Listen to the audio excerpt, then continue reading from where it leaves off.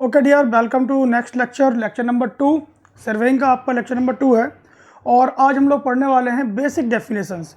आपने डियर इससे पहले जो लेक्चर फर्स्ट आपने स्टडी किया उसमें सर्वेइंग का आपने क्या फंडामेंटल कॉन्सेप्ट है, डेफिनेशन क्या है सर्वे का ऑब्जेक्ट क्या है, ये स्टडी किया था, है ना।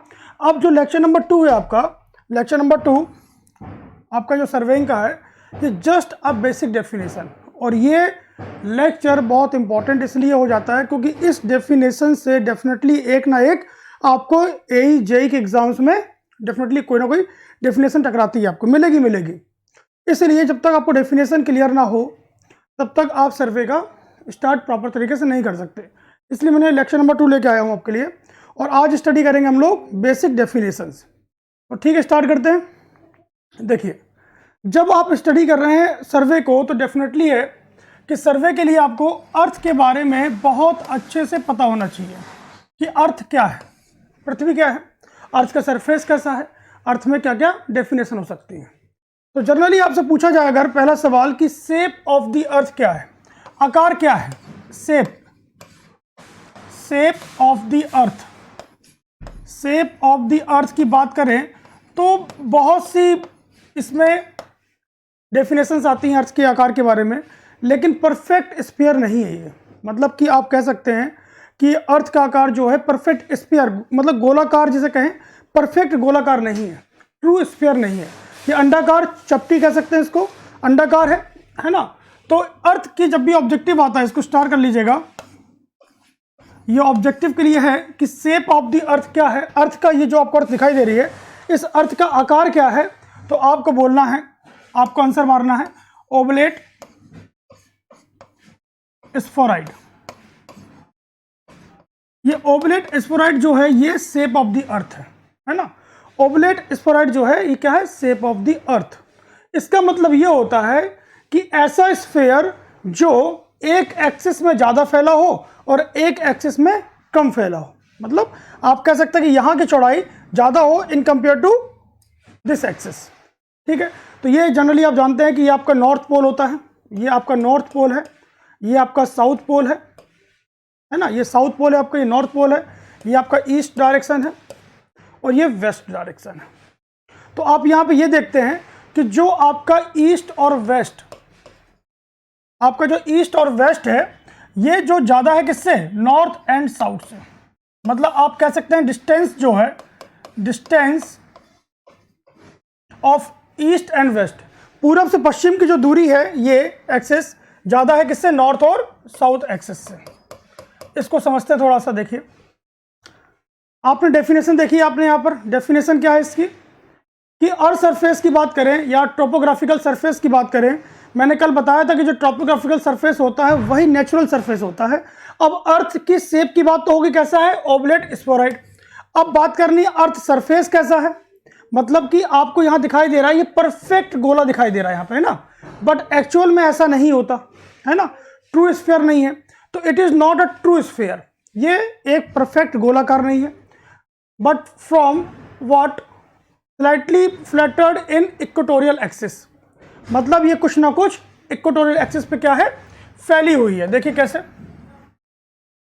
यहां देखिए, समझिए आपकी जो अर्थ है कुछ लाइक दैट इस तरह की है कि आपका जो ये एक्स और एक्स डैश एक्सिस जो है ये है आपकी वाई और वाई डैश एक्सिस।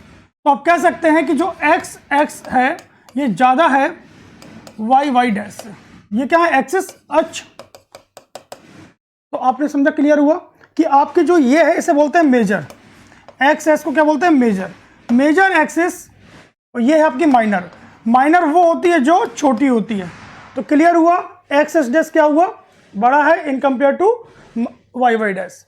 अब इनमें डिफरेंस कितना है ये ऑब्जेक्टिव में आ चुका है, तो आपको स्टार करना है ऑब्जेक्टिव के लिए कि difference between major and minor axis of earth, major and minor axis of earth के बीच में अंतर कितना है। तो आपको ध्यान दीजिएगा, अप्रोक्सीमेट 43 किलोमीटर वाला आंसर आपका जाएगा। 42.9 होता है, आपको लेके चलना कितना, 43 किलोमीटर। एक ऑब्जेक्टिव यहां से आते हैं, दो ऑब्जेक्टिव क्लियर हुए आपके कि माइनर एक्सिस और मेजर एक्सिस में डिफरेंस कितना है। तो difference between major and minor axis कितना होता है, 43 किलोमीटर के आसपास। दूसरा, आकार कैसा है, तो आकार इसका कैसा है, ऑबलेट स्फेरॉइड। और क्या होता है कि हमने अर्थ के आकार के लिए एक पर्टिकुलर वर्ड बनाया है, एक वर्ड को यूज किया है जिसे बोलते हैं जॉइड। तो आपको ये ध्यान देना कि कहीं कहीं जॉइड भी लिखा रहे तो आप बोलेंगे ये अर्थ का आकार है। अर्थ के आकार के लिए एक स्पेशल वर्ड यूज किया है, दैट इज जॉइड। ठीक है, तो आपको क्लियर हुआ। हमारे बाकी इसमें यह है कि डेफिनेशन में आपको आज जो मैंने पहली डेफिनेशन आपकी फर्स्ट, वो अर्थ सरफेस के बारे में लिया है मैंने। तो अर्थ सरफेस कैसा है, टोपोग्राफिकल सरफेस, मतलब नेचुरल सरफेस, मतलब कि आपका ये सरफेस जो गोला दिखाई दे रहा है ऐसा नहीं है। यहां पर ये कुछ ऊबड़ खाबड़ है, कहीं पर गड्ढा है, कहीं पर ऊंचाई है, ऐसे करके ये। ठीक है ना, क्योंकि आप जानते हैं कि कहीं ना कहीं माउंट एवरेस्ट भी है, कहीं ना कहीं मैरियन ट्रेंच भी है, पहाड़ भी है, नदी भी है, इसलिए इस सरफेस को बोला गया है topographical surface. Topographical surface, topographical surface मतलब है नेचुरल सरफेस। और आप इसे कह सकते हैं कर्व्ड सरफेस, कर्व्ड सरफेस। ठीक है, मतलब कुल मिला के बात ये होती है कि अगर आपको ऑब्जेक्टिव आता है कि अर्थ सरफेस कैसा है, तो आप कह सकते हैं टोपोग्राफिकल है, नेचुरल है, पहली बात तो। दूसरी बात, वो कर्व्ड भी है, और साथ में एक पॉइंट और यूज कर सकते हैं आप यहां पर, अंडुलेशन। अंडुलेशन मतलब क्या होता है, ऊबड़ खाबड़। ठीक है, अंडुलेशन, अंडुलेशन मतलब होता है ऊबड़ खाबड़। तो ये तीन तरह से आपको कुछ भी घुमा सकता है। तो आपको सिर्फ एक वर्ड याद नहीं करना, आपको कॉन्सेप्ट याद रखना है कि आपका टोपोग्राफिकल सरफेस है, इट मीन्स होता है नेचुरल। इसका मतलब होता है प्राकृतिक तरह का है, वो नेचुरल है, ये आर्टिफिशियल नहीं है, ये बनाया हुआ नहीं है, ये नेचुरल है। दूसरी बात, कर्व्ड है, मतलब यहाँ पे कहीं ना कहीं वक्र आता है, वक्रता की बात करते हैं हम लोग। साथ में आप कहते हैं अंडुलेशन भी कहते हैं, इसका मतलब कि आप कहीं ना कहीं ऊबड़ खाबड़ भी है, कहीं ऊपर कहीं नीचे है। ठीक है, ये हुआ क्लियर आपको। तो पहली डेफिनेशन है आपकी अर्थ सरफेस के बारे में। अब अर्थ सरफेस के बारे में ये तो बेसिक डेफिनेशन है। इसके बाद हम लोग स्टार्ट करते हैं कि लेवल सरफेस क्या होता है। आपने अर्थ सरफेस पढ़ा, अर्थ सरफेस कैसा है आपका, अंडुलेशन। ये कैसा है आपका, अंडुलेशन या टोपोग्राफिकल। अब यहां पर ये जो डेफिनेशन है, ये डेफिनेशन आपके एग्जाम में, अगर आप प्रीवियस ईयर एसएससी, जेई और एई के एग्जाम्स पेपर्स लगाएंगे आप, तो आप कम से कम इसे देखेंगे हर 1-2 साल में ये डेफिनेशन रिपीट होती है। तो लेवल सरफेस को पहले स्टडी कर लेते हैं। Level surface is a curved surface, पहली बात तो क्लियर। ये भी कैसा है, कर्व्ड है, मतलब स्ट्रेट नहीं है, ये वक्र इसमें भी है, ये सीधी रेखा नहीं है। मीन स्फेरिकल सरफेस कैसा है, मीन स्फेरिकल सरफेस, इसी को कर्व्ड सरफेस को क्या बोलते हैं हम लोग, mean spherical surface, on which every point is equidistance from centre of the अर्थ। अभी डायग्राम बाद में समझिएगा, लेकिन जो समझा रहा हूं पहले उसको समझिए आप कि लेवल सरफेस क्या है। लेवल सरफेस क्या है, एक आपका कर्व्ड सरफेस है। ठीक है, और उसी को बोलते हैं मीन स्फेरिकल सरफेस। समझिए कर्व्ड सरफेस कैसा, मान लीजिए कि ये आपकी एक अर्थ सरफेस है, ये क्या है आपका अर्थ सरफेस, जहां हम रहते हैं, ये सतह वो है जहां पे हम लोग रहते हैं। ठीक है ना, ओके। आप जानते हैं कहीं ना कहीं ये यहां पर क्या है, सेंटर ऑफ द अर्थ ओ, पृथ्वी का केंद्र होगा यहां पर। और इस पॉइंट से अगर आप यहां पर डालेंगे रेडियस, तो इसे बोला आपने R1, इस पॉइंट से डाला आपने, इसे बोलेंगे R2, इस पॉइंट से डालेंगे आप रेडियस, बोलेंगे R3। भाई अपने जहां हम लोग बैठे हुए हैं, जहां खड़े हुए हैं, अगर यहां से त्रिज्या की बात करें, रेडियस की बात करें, सेंटर ऑफ द अर्थ की बात करें, तो क्या एक रेडियस जो होगी कहीं ना कहीं इस पॉइंट को टच कर रही होगी, मिला रही होगी ओ को।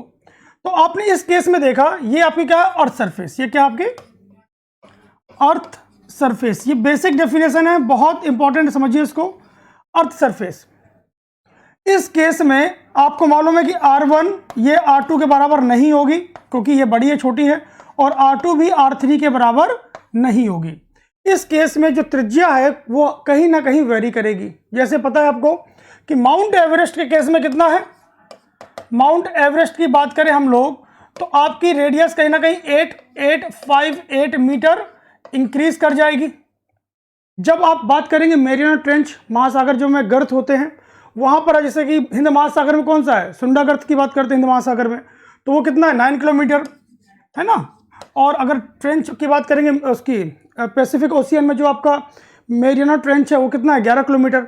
तो कहीं ना कहीं रेडियस यहाँ पर इंक्रीज करेगी और यहाँ कहीं ना कहीं रेडियस माइनस हो जाएगी, माइनस 11 किलोमीटर, है ना, क्योंकि ये अर्थ सरफेस के नीचे है, ये अर्थ सरफेस के ऊपर है, ये ऊपर है पॉइंट और ये पॉइंट कहाँ है नीचे है। तो कहीं ना कहीं रेडियस बराबर कभी नहीं हो सकती। जैसे कि हमारी जो रेडियस है, रेडियस कितनी अर्थ की अप्रोक्सीमेट 6400 किलोमीटर, है ना। तो ये रेडियस बराबर नहीं होती है अर्थ सरफेस के केस में। लेकिन जब आप डेफिनेशन स्टडी करते हैं लेवल सरफेस के बारे में, तो क्या है वो लेवल सरफेस? लेवल सरफेस मतलब होता है, लेवल सरफेस मतलब होता है एक ऐसा सरफेस जिससे अगर आप रेडियस डालते हैं सेंटर ऑफ द अर्थ पर, तो सारी रेडियस क्या होती हैं, बराबर होती हैं, इक्वी डिस्टेंस पे होती है। देखिए अगर नीले वाले से मैं डालता हूं तो ये पॉइंट और ये पॉइंट, इस केस में ये आपकी अगर R1 है, ये R2 है और ये R3 है। इस केस में लेवल सरफेस के केस में, लेवल सरफेस के केस में आपके लेवल सरफेस के केस में क्या होगा, R1 जो होगा वो R2 के बराबर होगा और ये R3 के बराबर होगा, है ना। मतलब आपने बेसिक डिफरेंस ये पता किया कि अर्थ सरफेस के केस में radius of the earth very करती है, ठीक है, प्लस माइनस होती हैं।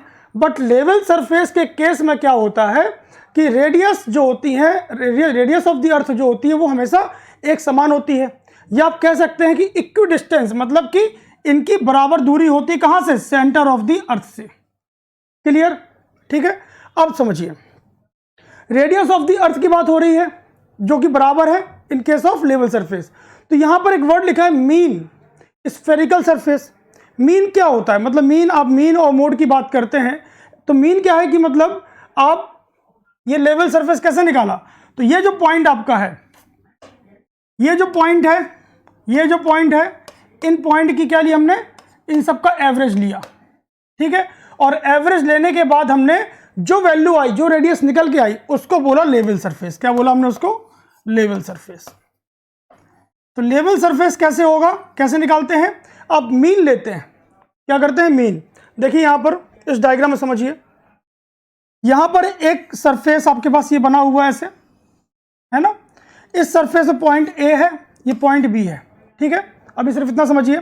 तो यहां पर जो डिस्टेंस है, ये जो R1 है और ये जो R2 है, ये दोनों बराबर नहीं है, ठीक है। तो आपने क्या किया, मीन लिया, तो आपने R1 प्लस R2 बराबर 2 कर दिया अगर यहां से, तो यहां से निकल के आया मीन। क्या निकल के आया, मीन, ठीक है। इस केस में जब मीन लिया तो जो नई रेडियस निकल के आएगी डियर, वो होगी कहीं ना कहीं आपकी ये वाली केस। कौन सी होगी, ये वाली। अब इस जगह से सारी रेडियस क्या होंगी, कहीं से भी डालोगे आप, सारी रेडियस क्या होंगी, बराबर होंगी सेंटर ऑफ द अर्थ पर, ठीक है। तो लेवल सरफेस क्या होता है, ये डेफिनेशन अच्छे से लिख लीजिएगा, नोट्स बनाइएगा। Level surface is a curved surface. आप देख रहे हैं कर्व्ड है कि नहीं है, ये सरफेस कैसा है, ये सरफेस कैसा है, कर्व्ड। ऐसा तो नहीं है स्ट्रेट लाइन है, कहीं ना कहीं पूरा कर्व्ड है, कर्व्ड सरफेस। ब्रैकेट में क्या लिखा है, मीन स्फेरिकल सरफेस। मीन मतलब जो हाईएस्ट पॉइंट है, जो लोवेस्ट पॉइंट है, ये क्या है पॉइंट आपका हाईएस्ट, ये क्या है पॉइंट लोवेस्ट, इन दोनों का मीन लिया तो एक आपको सरफेस मिला जिससे सारी रेडियस क्या होती है, इक्वी डिस्टेंस पे होती है।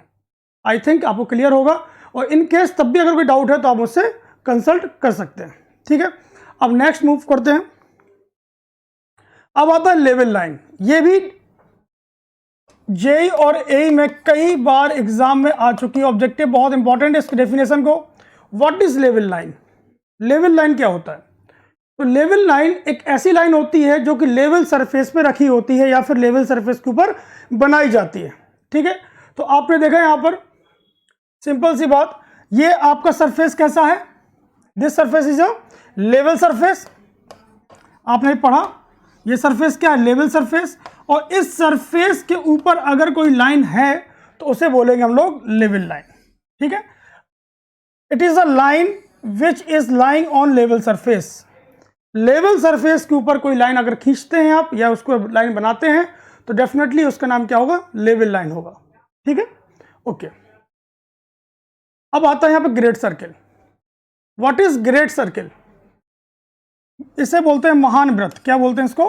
महान व्रत। तो ये महान व्रत क्या है? व्रत मतलब सर्किल ही होता है। अब ये महान व्रत क्या है? पहली बात तो यहाँ पे एक लिखा है काल्पनिक। क्या लिखा है? इमेजनरी। तो ये कैसा है? इमेजनरी है, काल्पनिक है पहली बात तो। It an imaginary circle formed on equatorial plane. एक ऐसा काल्पनिक वृत्त जो कि इक्वेटोरियल प्लेन में बनाया गया हो उसे ग्रेट सर्किल कहते हैं। ऐसे तो कुछ समझ में आएगा नहीं क्या है ये सब, कुछ समझाता हूँ मैं आपको। What is equatorial plane, what is imaginary circle? देखिए समझिए मेरी बात को। ये आपकी क्या है? अर्थ है ना। ये क्या आपकी अर्थ? इससे क्या कहते हैं हम लोग? 0 डिग्री। 0 डिग्री इसी को बोलते हैं भूमध्य रेखा, और इसी को इंग्लिश में बोलते हैं इक्वेटर। ठीक है, इक्वेटर कहते हैं ना, विषुवतीय रेखा, भूमध्य रेखा कहते हैं इसको। भूमध्य रेखा हो गया, इसी को विषुवतीय रेखा भी कहते हैं। इसी को बोलते हैं इक्वेटर। इक्वेटर से निकला हुआ है इक्वेटोरियल प्लेन। क्या निकला हुआ है? Equatorial plane. अब ये क्या होता है इक्वेटोरियल प्लेन? देखिए, अगर आप इस अर्थ को 2 भागों में बांटें, ये क्या है आपका नॉर्थ, ये क्या है साउथ, इसको 2 भागों में बांटें आप, ये तो इसे कह लेंगे हम लोग नॉर्दर्न हेमिस्फीयर। इसे क्या कहेंगे आप? Northern hemisphere. और इसे कहेंगे साउथर्न हेमिस्फीयर। उत्तरी गोलार्ध और दक्षिणी गोलार्ध, है ना। डिप्लोमा वालों ध्यान दीजिएगा, ये क्या उत्तरी गोलार्ध, ये क्या है आपका दक्षिणी गोलार्ध। जो भी गोलार्ध आपका इसके ऊपर है, 0 से ऊपर है, वो नॉर्थ में जाता है, और इससे नीचे जो है वो साउथ में आता है। बात हो रही है ग्रेट सर्किल की। What is great circle? तो ग्रेट सर्किल वो सर्किल है जो इक्वेटोरियल प्लेन में बनाया गया हो। तो पहले मैं दिखाता हूं कि इक्वेटोरियल प्लेन होता कौन सा है। तो आप क्या करें कि ये गोला अलग कर दीजिए, इस गोले को अलग कर दीजिए। तो मान लेते हैं हम लोग कौन सा गोला लेते हैं? ये वाला गोला, नीचे वाला। तो देखिए कैसे बनेगा गोला, वो कुछ ऐसे बनेगा, है ना। जब आप इस गोले को काटेंगे, क्योंकि कैसा है ये हेमिस्फीयर लिखा है ना, स्फीयर मतलब अर्ध गोला है, उत्तरी गोलार्ध है आधा गोला, तो नॉर्दर्न हेमिस्फीयर। तो कैसे बनेगा? पॉइंट कौन सा है? साउथ। तो देखिए यहां पर क्या है? ये 0 डिग्री, ये लाइन पूरी क्या है? 0 डिग्री की। ये लाइन कौन सी? 0 डिग्री। ये लाइन जो बनाई गई कौन सी? 0 डिग्री की है पूरी। और यहां पे जो ये जो बना प्लेन, ये जो सर्किल बना आपका इक्वेटोरियल मतलब इक्वेटर के साथ, यही आपका क्या है? Equatorial plane. ये जो लाइन है इक्वेटोरियल प्लेन, 0 डिग्री के साथ जो प्लेन बनता है उसे कहते हैं इक्वेटोरियल प्लेन। और यहां पर जो सर्किल है, ये जो सर्किल है, इसे कहते हैं हम लोग ग्रेट सर्किल। Great circle. अब ग्रेट सर्किल क्यों कहते हैं? क्योंकि अर्थ पर इससे बड़ा सर्किल पॉसिबल नहीं है। अर्थ पर इससे बड़ा सर्किल पॉसिबल नहीं है, क्योंकि आप अगर इस प्लेन से नीचे आएंगे, इस नीचे की तरफ अगर आप आते हैं, इस प्लेन से नीचे की तरफ आएंगे, तो सर्किल जो है आपके कहीं ना कहीं छोटे होते जाएंगे, ऐसे छोटे, और लास्ट में एक पॉइंट पे आके मिल जाएगा। अर्थ पर सबसे बड़ा सर्किल जो है वो कौन सा है? ग्रेट सर्किल है। ठीक है, इसके ऊपर भी जाएंगे तो क्या होगा? छोटा होता जाएगा सर्किल, क्योंकि ऊपर भी क्या है? एक आपका गोला बना हुआ है, जिसे बोलते हैं हम लोग नॉर्दर्न हेमिस्फीयर। तो सबसे बड़ा जो गोला है, सबसे बड़ा जो सर्किल है, वृत्त है, वो कहाँ बनता है? 0 डिग्री पर ही। इसलिए इसको ग्रेट सर्किल बोला गया है। बनता कैसे है? With the help of equatorial plane. ये ऑब्जेक्टिव है, इसको याद रखिएगा ग्रेट सर्किल को, कि ग्रेट सर्किल किसके साथ बनता है। ऑब्जेक्टिव में ध्यान देना, आपको अंडरलाइन कर लीजिए, जेई और ए के लिए। ग्रेट सर्किल हमेशा किससे बनता है? इक्वेटोरियल प्लेन के साथ। और इमेजिनरी क्यों है? क्योंकि काल्पनिक है। काल्पनिक क्योंकि हमने ही ये सब बनाया है। ठीक है ना। अब काल्पनिक कैसे, मैं आगे बताऊंगा, थोड़ा सा आप थोड़ा वेट करिए। फिलहाल ये डेफिनेशन समझिए आपको कि व्हाट इज ग्रेट सर्किल। तो ग्रेट सर्किल भूमध्य रेखा के साथ, ये भूमध्य रेखा के बनने वाले प्लेन पर जो सर्किल बनता है उसे हम बोलते हैं ग्रेट सर्किल। और ये भूमध्य रेखा के साथ, ये भूमध्य रेखा पर बनने वाला या अर्थ पर बनने वाला सबसे बड़ा सर्किल होता है। ठीक है, अब देखिए, अब आता है मेरिडियन। ये जो वर्ड है मेरिडियन, क्योंकि ये वर्ड कहीं ना कहीं कंपास में यूज करेंगे आप, लेवल सरफेस, लेवल लाइन कहाँ यूज करेंगे? लेवलिंग में यूज करेंगे आप। अब ये मेरिडियन जो है ये भी बहुत इंपॉर्टेंट है। What is meridian? तो आप पहले जो लिखा है उसको पढ़िए पहले। दीज आर दी लाइन्स, मतलब एक ये रेखा होती हैं। These are the lines which are taken as reference line on earth surface. पृथ्वी की सतह पर जो रेखाएं एज अ रेफरेंस काउंट की जाती हैं, एज अ रेफरेंस स्टैंडर्ड मानी जाती हैं, उन रेखाओं को हम लोग मेरिडियन कहते हैं। क्या कहते हैं? मेरिडियन। तो these are the lines which are taken as reference, मतलब स्टैंडर्ड। जैसे आप पढ़ते हो ना कुछ, अगर आप मान लीजिए कोई सवाल में फंस गए तो आप रेफरेंस किसी बुक का लेते हैं, है ना। आप सोम पढ़ रहे हैं, आरसीसी पढ़ रहे हैं, सर्वे पढ़ रहे हैं, अगर कुछ आपको लगता है कि यहाँ कुछ गलत है, मान लीजिए अगर मैं यहाँ जो पढ़ा रहा हूँ अगर यहाँ कुछ गलत है तो आप क्या करेंगे? आप रेफरेंस किसी बुक का देखेंगे, है ना। तो ऐसे ही ये रेफरेंस लिए जाती हैं रेखाएं, मतलब इन रेखाओं का यूज करके हम लोग ही बहुत कुछ फाइंड आउट करते हैं। ठीक है, समझिए पहले। These are the lines which are taken as reference line on earth surface. पृथ्वी की सतह पर जो रेखाएं क्या रेफरेंस काउंट करते हैं। क्या है ये रेखाएं? क्या कैसे करते हैं रेफरेंस काउंट? इन सब का यूज क्या है? अब समझिए ध्यान से। देखिए, मेरिडियन जो है आपकी, मेरिडियन आपने बहुत अच्छे से सुना होगा एक वर्ड मेरिडियन के केस में। एक होता है आपका लैटिट्यूड, एक होता है लॉन्गिट्यूड। तो ये लॉन्गिट्यूड और लैटिट्यूड जो हैं आपके, यही क्या है? आपके रेफरेंस है। यही क्या आपके रेफरेंस लाइन है। इसे बोलते हैं हम लोग अक्षांश। तो अक्षांशी रेखा और देशांतर रेखा, है ना। तो अक्षांशी रेखा और देशांतर रेखा क्या होती है? मेरिडियन होती है। अक्षांशी रेखा और देशांतर रेखा जो है, latitude longitude, are also meridian, क्योंकि इनको भी रेफरेंस लेते हैं। अगर आप जोमेटो से बुक करते हैं खाना, या फिर आप किसी जगह मैप देख रहे होते हैं, या किसी रेस्टोरेंट को सर्च करते हैं, या किसी लोकेशन को फाइंड आउट करते हैं, तो क्या विथआउट लैटिट्यूड लॉन्गिट्यूड पॉसिबल है? नहीं पॉसिबल है। अगर अमेरिका ने जापान के ऊपर, या आज इंडिया जब किसी वॉर की बात करते हैं, या फिर इंडिया जब कोई मिसाइल का प्रशिक्षण करता है, तो क्या लैटिट्यूड लॉन्गिट्यूड के बिना पॉसिबल है? क्या मेरिडियन के बिना पॉसिबल है? हम यहां से बैठ के किसी पंजाब या फिर दिल्ली के कोऑर्डिनेट कैसे पता करेंगे? With the help of latitude longitude के हेल्प से। और यही क्या होती है? मेरिडियन होती है। यही क्या होती है? रेफरेंस लाइन होती है। समझिए बात को। तो लैटिट्यूड और लॉन्गिट्यूड जो है, these are just are reference line. ये क्या है? एक मात्र रेफरेंस लाइन है। तो थोड़ा सा बताता हूँ आपको कि क्या होता है लैटिट्यूड लॉन्गिट्यूड। इसको थोड़ा समझ लीजिएगा, क्योंकि ये सर्वे का, आप जब सर्वे करेंगे तो आप जीपीएस जीआईएस की बात करेंगे। जीपीएस जो होता है, क्या बिना मेरिडियन के काम कर सकता है? आपकी गाड़ी मूव कर रही है, आपकी गाड़ी जा रही है लखनऊ से दिल्ली के लिए, तो आपकी डिफरेंट पॉइंट पे लोकेशन कौन देगा? With the help of meridian. समझिए इसको। तो मेरिडियन समझ में आया। अभी सिर्फ एक बात समझ में आपको आई है कि ये क्या है? एक रेफरेंस लाइन है। समझिए। आप पहले बात करते हैं यहां पर लैटिट्यूड की।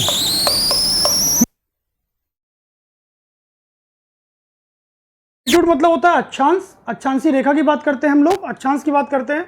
तो ये क्या होता है कि पृथ्वी के केंद्र से नापी गई कोणीय दूरी जो कि नॉर्थ साउथ डायरेक्शन में हो। ठीक है, it is the angular, it is the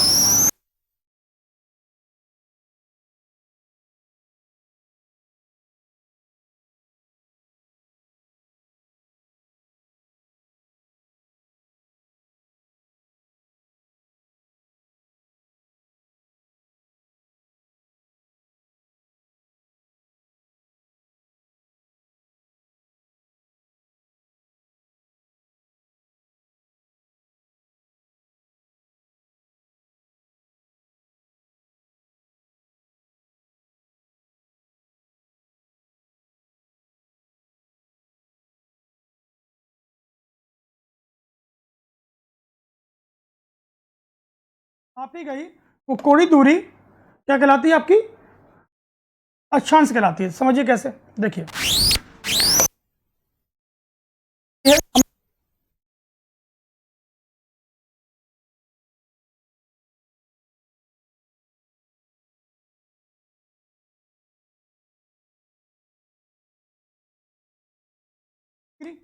पहली रेखा, पहला एंगल क्या बनेगा? 0 डिग्री। इसी के साथ क्या एंगल बनेगा?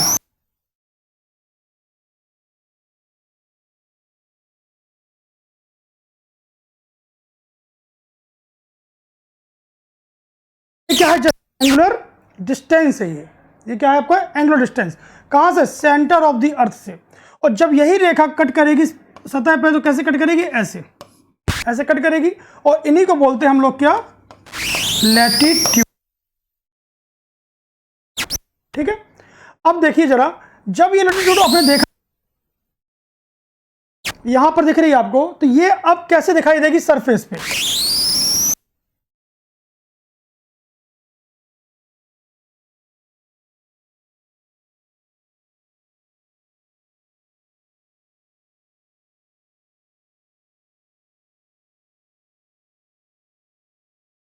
ऐसे, क्योंकि जाहिर सी बात है घूमेगी, क्योंकि अर्थ कैसी गोल है, तो कट करने के बाद ये पूरे अर्थ में घूमेगी तो गोल बनेगी ऐसे। तो 0 डिग्री, 0 डिग्री के ऊपर जो मैंने बताया आपको क्या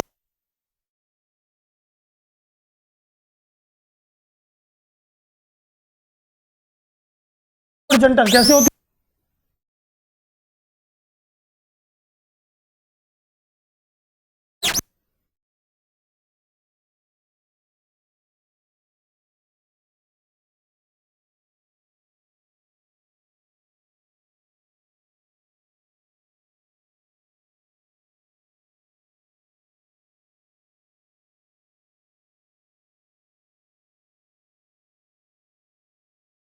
साउथ, और यहां पर 80 डिग्री साउथ, और ये रहा साउथ का आपका पॉइंट 90 डिग्री।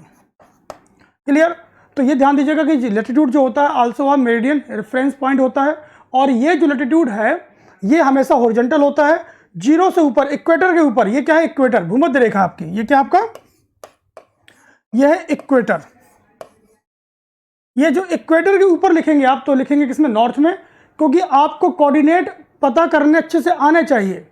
तो 0 के ऊपर नॉर्थ, 0 के नीचे साउथ, जस्ट अ हॉरिजॉन्टल। ठीक है, अब बात करते हैं हम लोग, यहां पर रेफरेंस लाइन आपका हो गया। अब बात करते हैं किसके हम लोग, लॉन्गिट्यूड की। देखिए,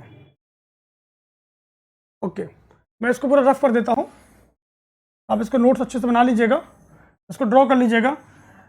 क्या है, देखिए, मैं सिर्फ चाहता हूं कि पूरा तरीके से आपको, अगर मेरिडियन लिखा हुआ है तो मेरिडियन सिर्फ ये पढ़ना पर नहीं है कि पढ़ लिया और हो गया मेरिडियन की क्या है मेरिडियन, ऐसे नहीं होता है। आपको समझ में अगर समझना है तो आपको एक बार थ्रू आउट जाना ही पड़ेगा, डीप स्टडी करनी ही पड़ेगी आपको।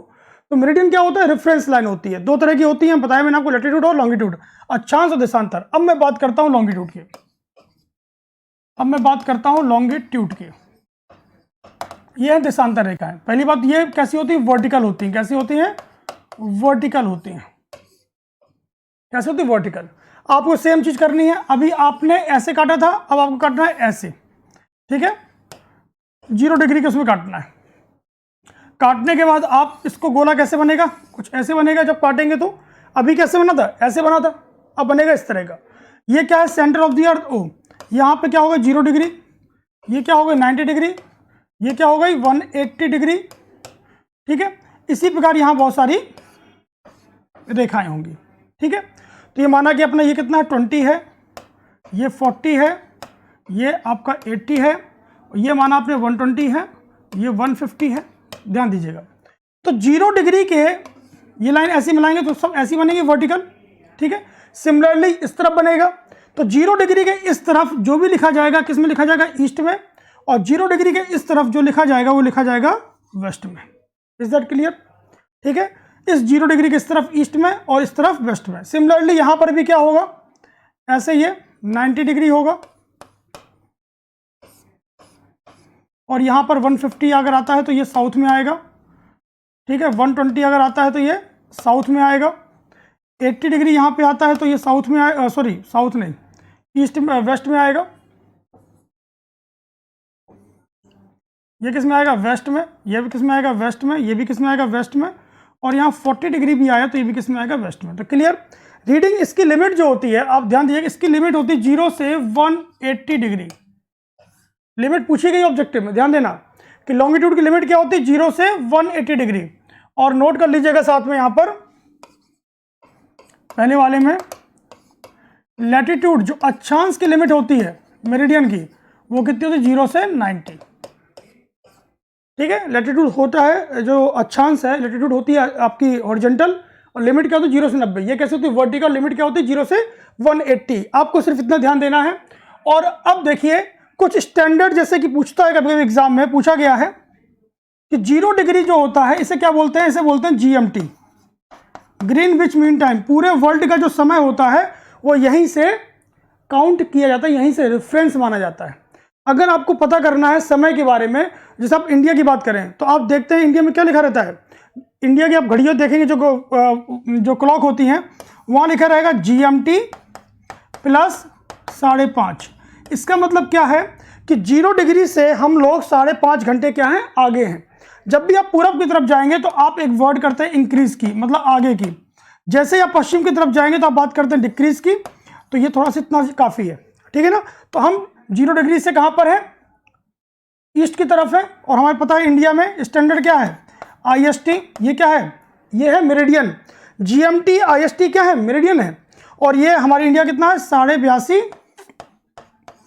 82.5 डिग्री ईस्ट। इसी को बोला गया है Indian standard time, that is भारतीय मध्याह्न रेखा। पूरे भारत का समय कहाँ से लिया जाता है, इस रेखा से। पूरे इंडिया में जो समय हो रहा होगा उसके लिए रेफरेंस पॉइंट क्या है, उसके लिए रेफरेंस पॉइंट जो है, उसके लिए जो रेफरेंस पॉइंट है वो IST 82.5 डिग्री है। ये प्रीवियस ईयर में आ चुका है, जो कि इलाहाबाद नैनी से निकलती है, या फिर आप कह सकते हैं मिर्जापुर भी कई जगह मिला हुआ है तो मिर्जापुर से निकलती है, ठीक है। तो ये ध्यान देना है, ये रेफरेंस पॉइंट क्लियर हुआ, व्हाट इज मेरिडियन। अब 0 डिग्री क्या है, पूरे देश के लिए है। 0 डिग्री जो है GMT, ये पूरे देश के लिए समय यहीं से निर्धारित होता है। सिमिलरली आप देखेंगे कि जब आप इस तरफ से पहुंचेंगे तो 180 डिग्री ईस्ट हो जाएगा, और जब यहां से पहुंचेंगे तो ये 180 डिग्री वेस्ट हो जाएगा। इसी प्रकार आपकी यहां पर जो 180 डिग्री ईस्ट और वेस्ट की जो लाइन है, इसे कहते हैं ideal, international date line. International date line मतलब अंतरराष्ट्रीय तिथि रेखा, ठीक है ना। तो पूरे दुनिया का जो समय होता है, डेट जो होती है, डेट तिथि जो होती है, वो इसी रेखा से निर्धारित होती है। तो पूरी दुनिया के लिए जो तिथि निर्धारित करने की जो रेफरेंस पॉइंट है, वो रेफरेंस पॉइंट क्या है, वो रेफरेंस मतलब कि वो क्या है, मेरिडियन, वो है 180 डिग्री ईस्ट वेस्ट, ठीक है। ओके, ये आपका रहा topic meridian. I think clear हुआ होगा। अगर आप देखिए, अब थोड़ा सा इसमें ये समझते हैं, अगर आप मेरिडियन का यूज करते हैं, अगर आपने यूज किया मेरिडियन का, तो कैसे आप किसी जगह की लोकेशन फाइंड आउट कर पाते हैं। देखिए, ये रही आपकी अर्थ, ठीक है। ये अर्थ पे हो गया नॉर्थ पॉइंट, नॉर्थ, यहां से आपके ऐसे गोले बनना शुरू हुए। ये क्या है आपके, इसे कहते हैं आप लैटिट्यूड। आपको मैंने बताया ही, मैंने आपको, ये पॉइंट है आपका साउथ, क्लियर। अब देखिए, जो आपकी लॉन्गिट्यूड है वो कैसी होती है, वर्टिकल। तो हमने माना कि ये क्या है, 0 डिग्री, और यहां से सब ऐसे पॉइंट आके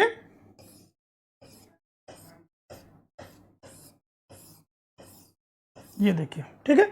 तो ये ऐसे, इसे बोलते हैं ग्रिड। क्या बोलते हैं, ग्रिड, ग्रिड। ये एक जाल है, और जाल किसका है, ये एक इमेजिनरी लाइन, मतलब कि काल्पनिक रेखा है, इमेजिनरी लाइन है। ये सब के सब हमारे द्वारा बनाई हुई इमेजिनरी लाइन्स हैं, इसलिए काल्पनिक है, पहली बात तो ये। और आपको मालूम है ये है इक्वेटर, भूमध्य रेखा। इसके ऊपर जो लिखा जाएगा नॉर्थ में, इसके नीचे जो लिखा जाएगा वो साउथ में। ये है आपकी GMT, इसके इस तरफ जो लिखी जाएंगी वो ईस्ट में, और इसके इस तरफ जो लिखी जाएंगी वेस्ट में। तो अब कैसे यूज करेंगे इसका मेरिडियन का, देखिए, आप जब जोमेटो से कोई बुक करते हैं अपना खाना, या फिर आप पिज्ज़ा ऑर्डर करते हैं, या आप किसी जगह के मैप में लोकेशन फाइंड आउट करते हैं, तो आप डेफिनेटली देखिएगा वहाँ पर जैसे एक नॉर्थ, साउथ, नॉर्थ, अपने इंडिया के केस में नॉर्थ और ईस्ट में आपको कोऑर्डिनेट मिलेंगे। नॉर्थ और ईस्ट के केस में क्या मिलेंगे, कोऑर्डिनेट। और ये कोऑर्डिनेट जो है, ये नॉर्थ कोऑर्डिनेट किसका हो गया, बताइए, नॉर्थ हो गया लैटिट्यूड का, और ईस्ट कोऑर्डिनेट किसका हो गया, लॉन्गिट्यूड का, ठीक है।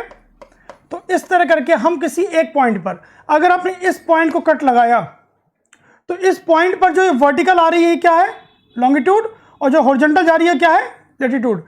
दोनों जिस पॉइंट पे मिलेंगी, उस पॉइंट पे क्या होगा, उस पॉइंट पर लोकेशन फाइंड आउट की जाएगी। Is that clear. ये है मेरिडियन। तो मेरिडियन मतलब आप डेफिनेशन तो आपको याद रहेगी कि ये सिर्फ क्या है, रेफरेंस लाइन होती है।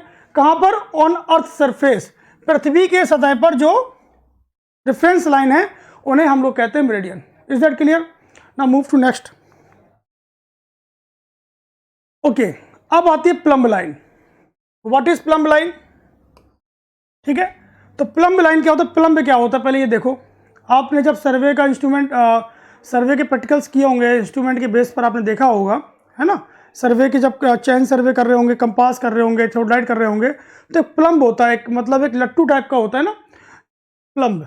देखिए जैसे आप मानिए कि आपका ये इंस्ट्रूमेंट है, इसके 3 पाँव थे, आपने यहाँ पे क्या लगा दिया, मान लेते हैं यहाँ पर लगा दिया आपने level, dumpy level, Y level लगा दिया, है ना। तो अपन क्या करते थे, अपन इन तीनों पोजीशन को फिक्स करने के लिए कि ये तीनों पाँव जो हैं एक साथ हों, यहां से एक ड्रॉप करते थे हम लोग प्लम्ब, ठीक है। और जिस पॉइंट पे गिरता था वहां से तीनों पॉइंट की जो होती हैं दूरियां वो बराबर होती हैं, ऐसे हम लोग करते थे सर्वे में, है ना, प्लम्ब का। तो जब प्लम्ब जिस पॉइंट पे गिरता है तो उसका जो ग्रेविटी का एक्शन होता है वो नीचे की तरफ होगा, है ना। जब प्लम्ब जमीन पे गिराओगे और अगर वो चला गया सीधे तो क्या होगा, वो ग्रेविटी एक्शन होगा। तो वो जो ग्रेविटी लाइन है उसकी, जो ग्रेविटी की वजह से जो उसकी लाइन बनेगी वो कहाँ मिलेगी, सेंटर ऑफ द अर्थ पे मिलेगी। भाई कुछ भी आप अगर गिराते हो सतह पे, गिरने के बाद अगर वो चला जाए पूरा नीचे तो कहाँ जाएगा, वो जाएगा सेंटर ऑफ द अर्थ पे, ठीक है। तो यही कहलाती है प्लम्ब लाइन। ये क्या कहलाती है आपकी, प्लम्ब लाइन, ठीक है ना। तो समझिए मेरी बात को, प्लम्ब लाइन मतलब जस्ट इंस्ट्रूमेंट आप यूज करते हैं, ठीक है। आप इसको लेवलिंग के लिए यूज करते हैं, सेंटरिंग के लिए इसको यूज करते हैं हम लोग। किसके लिए करते हैं प्लम्ब का यूज, सेंटरिंग करने के लिए। मतलब कि आपके तीनों पांव जो है ट्राइपॉड, ये क्या है ट्राइपॉड, तो ट्राइपॉड के तीनों पांव जो है समान दूरी पे होने चाहिए, उसका यूज करते हैं प्लम्ब का। और प्लम्ब जहां गिरता है उससे अगर लाइन को हम एक्सटेंड करेंगे तो वो लाइन कहलाएगी प्लम्ब लाइन। देखिए इस पॉइंट बी पर हमने एक इंस्ट्रूमेंट रखा है ऐसे,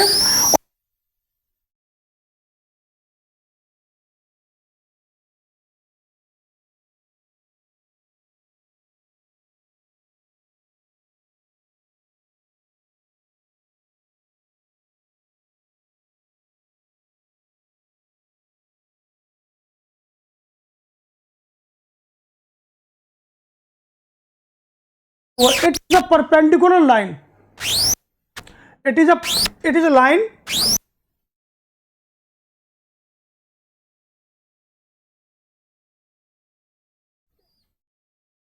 देखिए यहां तक क्लियर है कि प्लम्ब जब आपने पॉइंट आउट किया तो प्लम्ब के द्वारा जो रेखा बनी है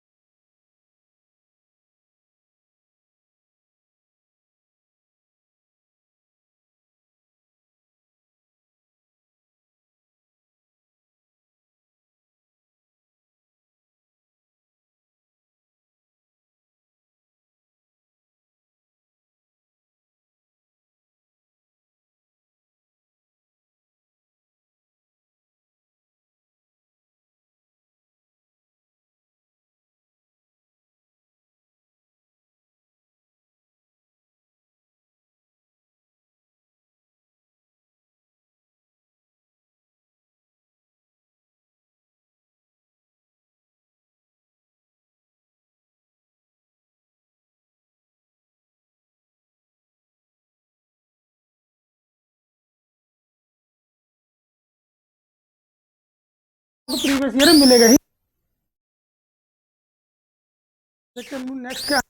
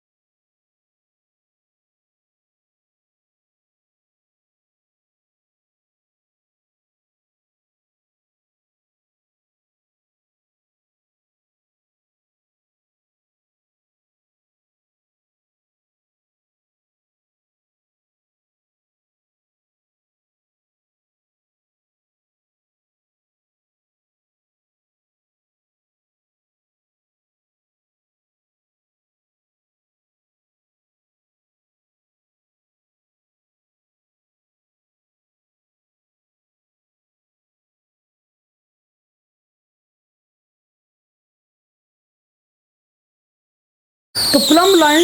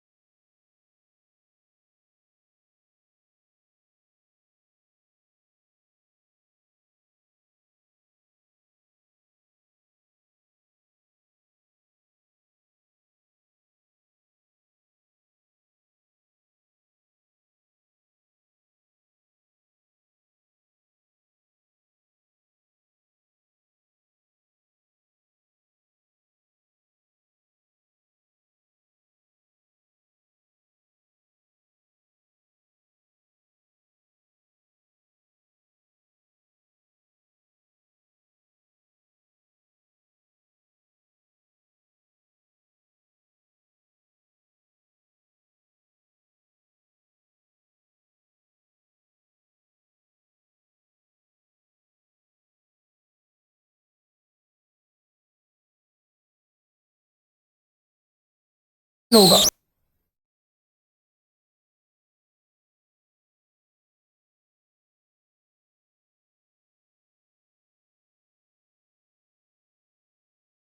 एक इंडिया में लेके बनाएंगे आप तो डेफिनेटली है कि यहाँ पर लाइन सीधी नहीं होंगी। ये लाइन कैसी होंगी? स्फेरिकल होंगी, क्योंकि जब अर्थ का सरफेस ही कर्व्ड है, वक्र है, तो साथ में इनके पॉइंट भी क्या होंगे?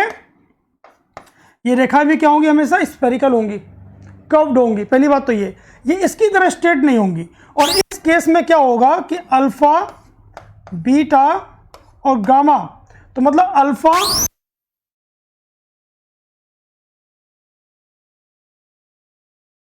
180 डिग्री से ज़्यादा होगा। कितना ज़्यादा होगा, कितना कम होगा, ये मैं आगे आपको नेक्स्ट लेक्चर में बताऊंगा, जब प्लेन सर्वे और जियोडेटिक सर्वे के बारे में बताऊंगा। अभी सिर्फ इतना समझना है। इन स्फेरिकल ट्रायंगल से आपके ऑब्जेक्टिव में बहुत आ चुके हैं। तो आपको ये बनता कैसे है? जब आप आर्क लगाते हैं, चाप समझते हैं ना कि चाप लगाना, जब आप आर्क लगाते हैं, ये क्या है? Arc, ARC, arc. जब चाप लगाते हैं तो चाप के द्वारा बनता है आपका स्फेरिकल ट्रायंगल। लेकिन इसकी प्रॉपर्टी से हमेशा आया है। प्रॉपर्टी से क्या है? इसके ऑब्जेक्टिव आते हैं। इन सारी प्रॉपर्टी को ध्यान देना आपको। तो मैं फिलहाल इसको रफ कर देता हूं, आपने नोट कर लिया होगा इसको। देखिए प्रॉपर्टी नंबर 1 कि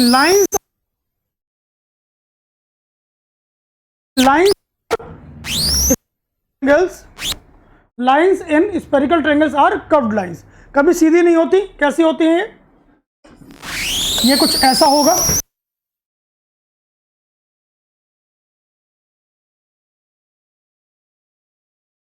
कर्व्ड लाइन होती, कर्व्ड मतलब वक्र लिए हुए। अच्छा, अब सेकंड पॉइंट है कि एनी एंगल, कोई भी एंगल स्फेरिकल ट्रायंगल का, ये क्या है आपका? स्फेरिकल, ये है स्फेरिकल ट्रायंगल।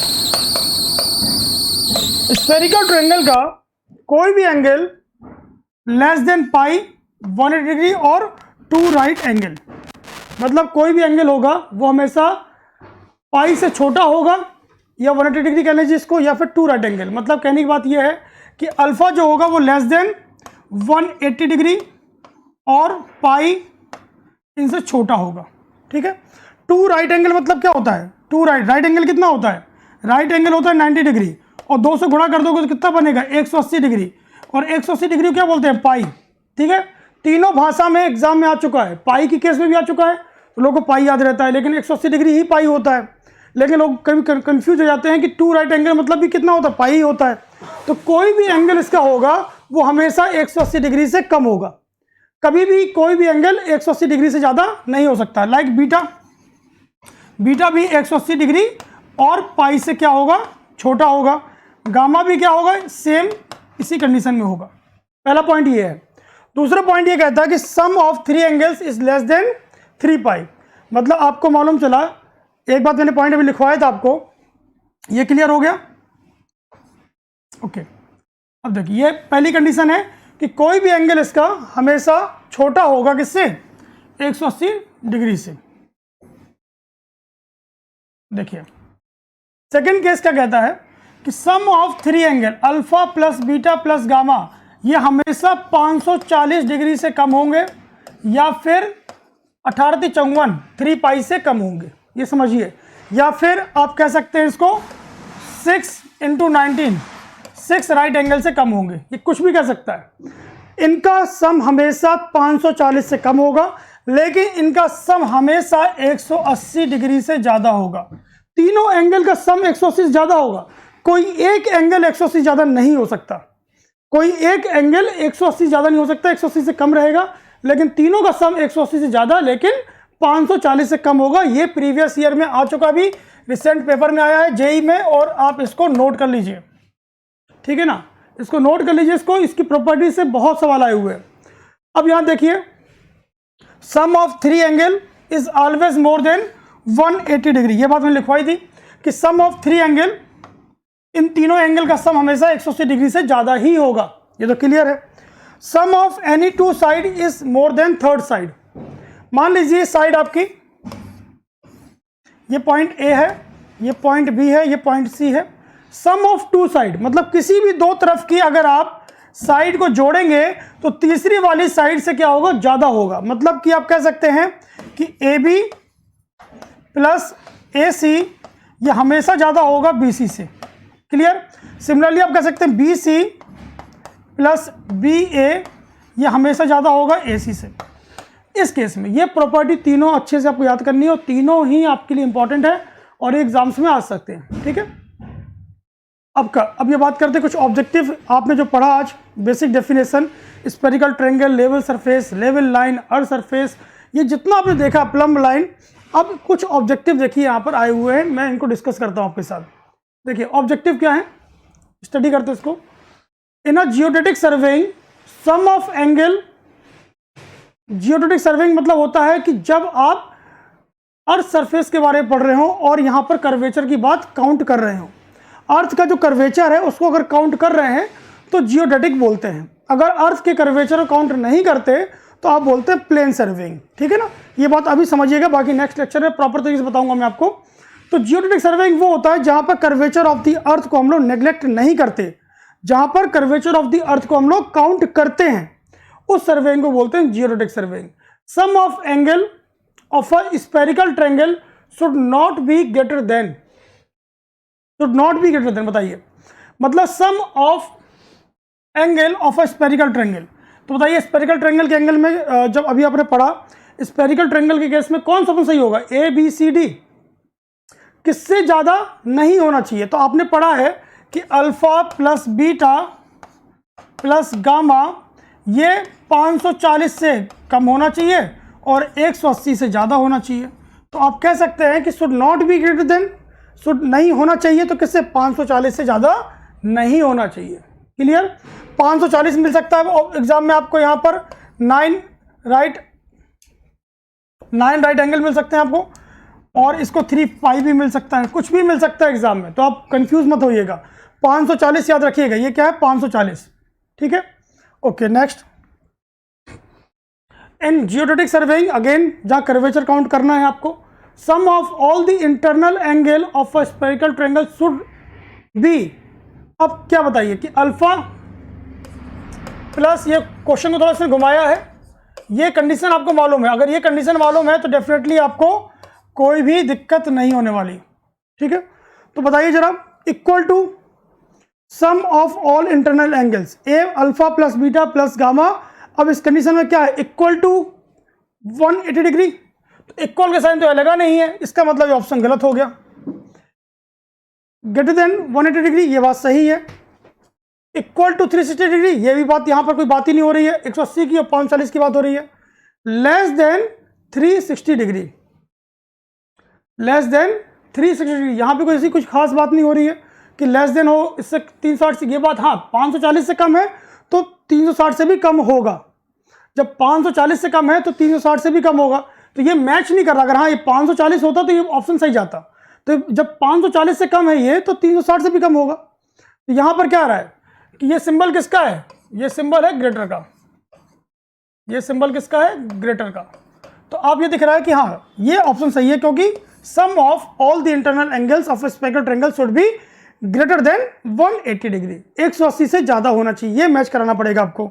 नेक्स्ट देखते हैं, what is the difference between the sum of interior angle of plane triangle and spherical triangle of a area of triangle 195.5 square kilometer on each of the अर्थ।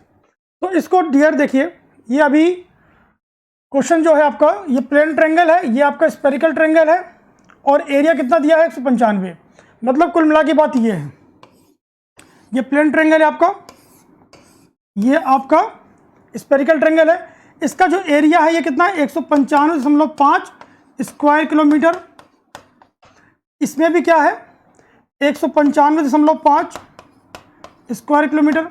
इस case में दोनों angles के बीच में कितना difference आएगा, अगर इतने एरिया का हम लोग प्लेन ट्रायंगल बनाएं और इतने ही एरिया का अगर हम लोग कर्व्ड सरफेस एरिया बनाएं तो दोनों में कितना अंतर आएगा एंगल में। पता, एंगल आपको पता ही किस में नापते हैं हम लोग, एंगल जो होता है, एंगल जो होता है वो डिग्री में होता है, और डिग्री मतलब कि 1 डिग्री बराबर कितना होता है 60 मिनट, और 1 मिनट में कितना होता है 60 सेकेंड। तो आप ये चीज़ पता ही है आपको, है ना, मतलब कि 60 × 60 कर सकते हैं आप, यहाँ पर आप इसको ऐसा कर लीजिए, 60 मिनट होता है किसमें 1 डिग्री में, और 1 मिनट में कितना होता है, 1 मिनट में होता है आपका 60 सेकेंड।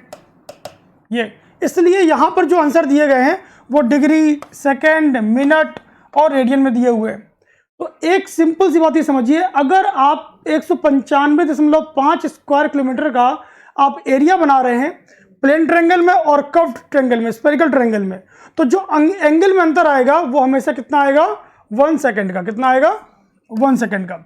इसको ऐसे समझ सकते हैं आप कि यहाँ पर अगर alpha plus beta plus gamma अगर 180 डिग्री होता है, तो यहाँ पर जो alpha plus beta plus gamma ये ज़्यादा होगा 180 डिग्री से, तो कितना ज़्यादा होगा, ये 1 सेकेंड ज़्यादा होगा। इससे इस तरह भी समझ सकते हैं आप कि इस केस में तीनों एंगल किस्म कितना होगा 180 डिग्री, लेकिन जैसे 195 की बात आती है, ये स्टैंडर्ड वैल्यू है, आगे बताऊंगा इस प्लेन सर्वे में केस में।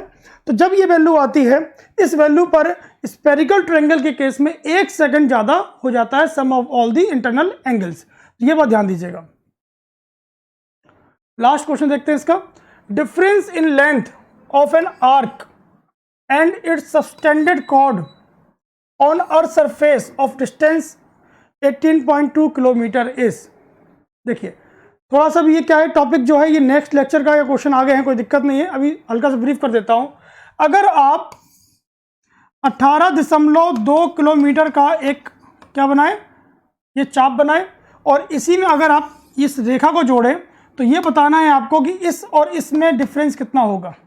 क्या आपको मालूम है 18.2 किलोमीटर का ये क्या है आर्क, और ये क्या है कॉर्ड। तो इस केस में आर्क और कॉर्ड बराबर हो सकते हैं क्या, इनकी लेंथ बराबर हो सकती है, मतलब पॉइंट ए से पॉइंट ये बी है, ठीक है। तो आर्क ए बी बराबर होगा क्या, क्वेश्चन मार्क पूछ रहा हूं आपसे, कॉर्ड ए बी के कभी बराबर नहीं होगा, हमेशा आर्क ज़्यादा होगा कॉर्ड लेस होगा। इस केस में हमेशा आपको ध्यान देना कि इस केस में बराबर कभी नहीं होता, इस केस में हमेशा आर्क जो होता है वो ज़्यादा होता है इन कंपेयर टू कॉर्ड। तो सवाल भी यही पूछ रहा है कि अगर कोई कॉर्ड अगर 18.2 किलोमीटर का है, और तो उसकी कॉर्ड की लेंथ में कितना अंतर आएगा, कितना कम ज़्यादा होगा। तो डेफिनेटली क्या है, कम होगा, कितना कम होगा, तो स्टैंडर्ड वैल्यू याद रखिएगा, आगे बताऊंगा मैं कि 12 किलोमीटर के केस में 1 सेंटीमीटर का अंदर आता है। अगर 12 किलोमीटर का कॉर्ड है, 12 किलोमीटर का अगर कॉर्ड बनाते हैं, आर्क बनाते हैं सॉरी आप, तो इसकी कॉर्ड में कितना अंतर आता है, 1 सेंटीमीटर का अंतर आता है, मतलब 1 सेंटीमीटर छोटा होता है। सिमिलरली 18.2 पे कितना होगा, तो ये 12 पे 1, तो 18 पे कितना होगा, 18 पे कहीं होगा 1.5, ठीक है ना। तो अब इसको आंसर जाएगा 15 mm, क्योंकि ये जो है सेंटीमीटर में आएगा, 1.5 सेंटीमीटर, 1.5 सेंटीमीटर आएगा। तो 1 सेंटीमीटर में पता है आपको कितना होता है, 10 mm होता है ना। तो आप इसी को मल्टीप्लाई करेंगे तो कितना आएगा, 15 mm। इस चीज़ को ध्यान दीजिएगा। किसी किसी बुक में इसको कितना लिया गया है, ये भी माना गया, स्टार कर लीजिएगा, बट ये सही नहीं है। कई कई बुक में इसको 10 भी माना गया है, क्योंकि उस केस में वो ये मानता है कि 18.2 पे ही 1 सेंटीमीटर होता है, 18.2 पे ही 1 सेंटीमीटर का अंतर आता है। तो 1 सेंटीमीटर बराबर कितना होता है, 10 mm, और इसलिए कई किताबों में इसको आंसर दिया गया है, बट ये सही आंसर नहीं है। 12 किलोमीटर में होता है 1 सेंटीमीटर, तो 18 में कितना होगा, उसका आधा और बढ़ा 1.5 गुना कर दो, तो 15, 1.5 सेंटीमीटर, और एक जीरो और लगा देंगे आप, मल्टीप्लाई करेंगे तो कितना आएगा, 15 mm। तो डियर, ये जो आज की क्लास थी आपकी, जस्ट अ बेसिक डेफिनेशन, और ये बहुत इंपॉर्टेंट थी आपको, और इसके रिगार्डिंग आप अगर प्रीवियस ईयर पेपर लगाएंगे तो डेफिनेटली आपको कहीं ना कहीं टकराएगा, ठीक है। तो आपके लिए काफ़ी है आपका ये लेक्चर, और थैंक यू सो मच। आप इसकी स्टडी भी करिए, नोट्स बनाइए। अब हम लोग क्या करेंगे कि अब इसके बाद हम लोग प्रॉपर तरीके से अब सर्वे में उतरेंगे धीरे धीरे करके। अभी आपने 2 लेक्चर देखे, fundamental concept and basic definition.